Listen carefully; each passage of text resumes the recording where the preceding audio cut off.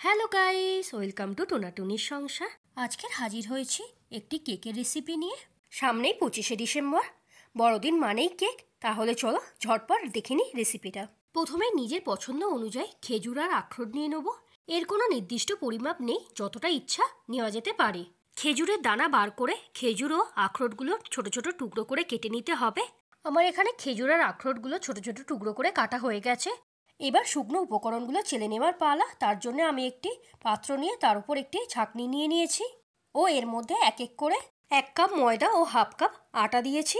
আমি এখানে আটা ময়দা দুটো ব্যবহার করেছি, আপনারা চাইলে শুধু আটা বা শুধু ময়দা ব্যবহার করতে পারেন। এর সাথে 1 চামচ বেকিং পাউডার ও হাফ চামচ বেকিং সোডা দিয়েছি। এবার সব উপকরণগুলো ভালো করে চেলে নেব। এরপর অন্য একটি পাত্র নিয়ে তার মধ্যে রুম টেম্পারেচারে রাখা 3 চামচ বাটার নিয়ে নিলাম। এর সাথে হাফ কাপ গুঁড়ো চিনি মেশাবো এবং এই দুটো উপকরণ ভালো করে বিট করতে হবে যতক্ষণ না ক্রিমি টেক্সচার আসে। প্রথমে মিনিট 2 মতো বিট করে নিলাম। এবার একটি স্প্যাচুলার সাহায্যে সমস্ত উপকরণগুলো এক জায়গায় করে নিলাম। আবারও মিনিট খানেক বিটার দিয়ে বিট করে নেব।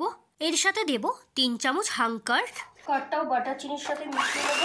মিনিট 2 মতো হাঙ্কারটাও বিট করে নিলাম। যে ওয়ালনাটটা কেটে রেখেছিলাম এখান থেকে সামান্য পরিমাণ ময়দা দিয়ে ভালো করে মাখিয়ে নেব। বিট করে রাখা বাটার চিনি টক দইয়ের মধ্যে শুকনো উপকরণগুলো দেব। আমি এখানে ভ্যানিলা এসেন্স দিচ্ছি, আপনারা চাইলে ওয়ালনাট এসেন্সও দিতে পারেন।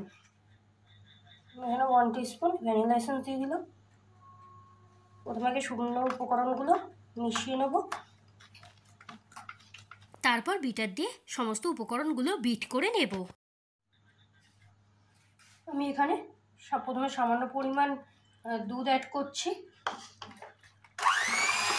আবারও কিছুটা পরিমাণ দুধ অ্যাড করলাম। আমি এখানে মোট হাফ কাপ দুধ ব্যবহার করেছি। এর সাথে খেজুর ও আখরোটগুলো দিয়ে দিলাম। আবারও সমস্ত উপকরণগুলো আরেকবার বিট করে নেব ও একটি পাতলা ব্যাটার তৈরি করব। আমার এখানে কেকের ব্যাটারটা সম্পূর্ণ রেডি হয়ে গেছে। এবার চলো কেক টিনটা রেডি করে নিই। রুম টেম্পারেচারে রাখা সামান্য বাটার দিয়ে কেক টিনটা ভালো করে লাগিয়ে নেব। এর ফলে কেকটা খুব সহজেই ডিমোল্ড হয়ে যায়। এবার কেকের ব্যাটারটা কেক টিনের মধ্যে ঢেলে দিলাম ও সমানভাবে স্প্রেড করে দেবো। তো ভালো করে কেকের ব্যাটারটা স্প্রেড করা হয়ে গেছে। এবার ওপর থেকে গার্নিশিংয়ের জন্য আমি এখানে কিছুটা আখরোট দিয়ে দিলাম। 180 ডিগ্রি সেন্টিগ্রেডে প্রথম 10 মিনিট আমি ওটিজিটা প্রিহিট করে নিয়েছি। তারপর 40 থেকে 50 মিনিট কেকটা হতে টাইম লেগেছে।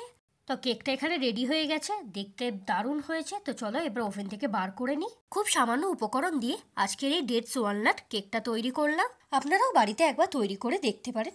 আজকের ভিডিওটা ভালো লাগলে প্লিজ আমার চ্যানেলটা সাবস্ক্রাইব করে আমার পাশে থেকো। সবাই খুব ভালো থেকো, সুস্থ থেকো, টাটা।